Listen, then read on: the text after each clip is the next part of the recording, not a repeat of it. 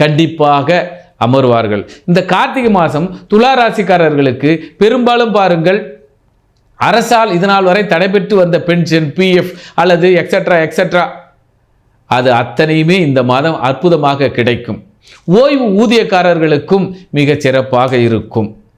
ஏனென்றால் arrear amount அரசாங்கம் அல்லது மூத்த பிள்ளை, இதனால் வரை மூத்த பிள்ளை பார்க்காத இருந்தவர்கள், வெளிநாடுகளில் இருந்து தாய் தந்தையரை பார்க்க முடியாதவர்கள், நண்பர்களை பார்க்க முடியாதவர்கள், வெளிநாட்டினுடைய வருவாயும் வெளிநாட்டு நட்பரும் வெளி மாநில உறவுகளும் மிக அற்புதமாக உங்களுக்கு கை கொடுக்கும்.